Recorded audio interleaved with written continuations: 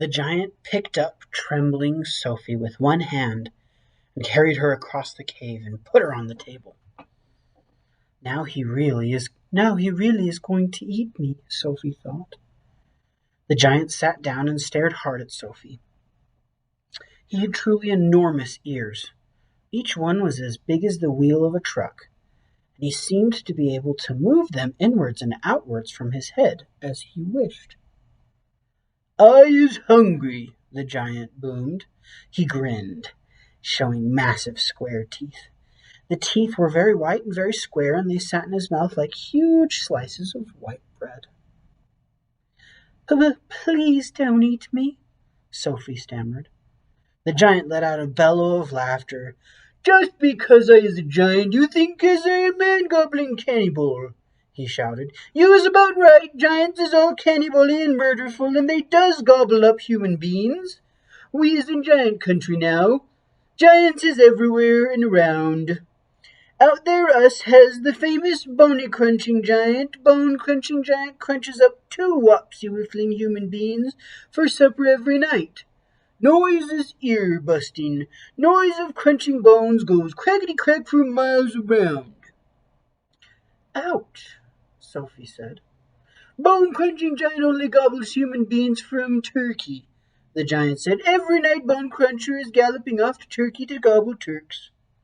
Sophie's sense of patriotism was suddenly so bruised by this remark that she became quite angry. "Why Turks?"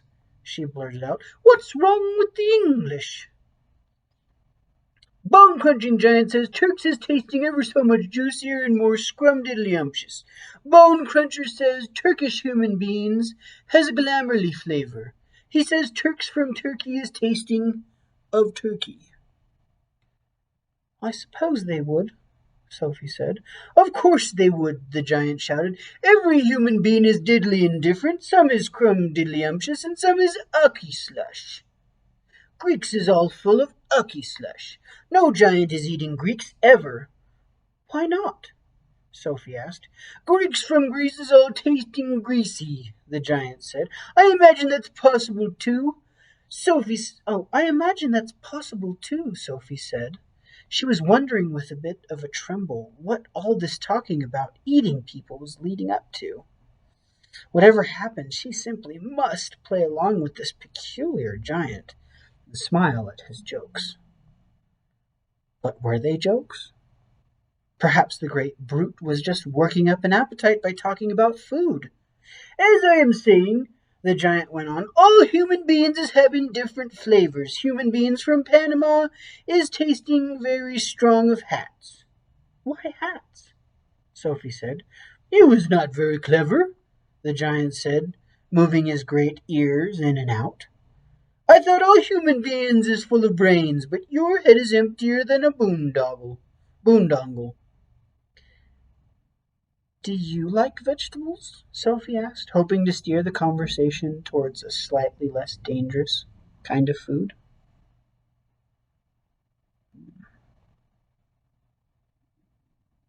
"You is trying to change the subject," the giant said sternly. "We is having an interesting babblement about the taste of the human bean.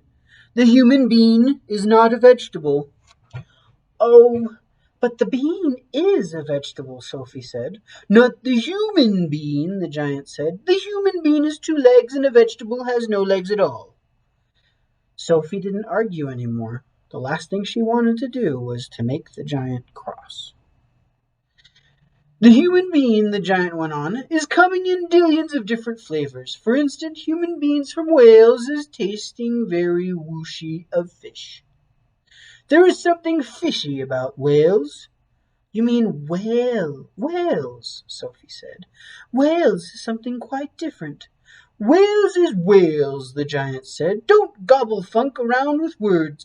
I will now give you another example. Human beings from Jersey has a most disgustable woolly tickle on the tongue," the giant said. "Human beings from Jersey is tasting of cardigans." "You mean jerseys," Sophie said.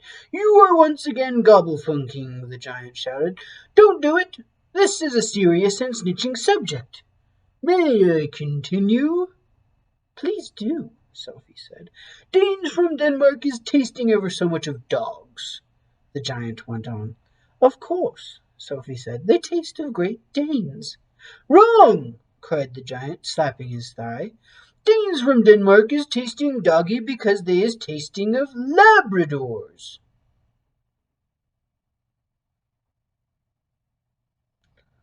Then what do the people of Labrador taste of? Sophie asked.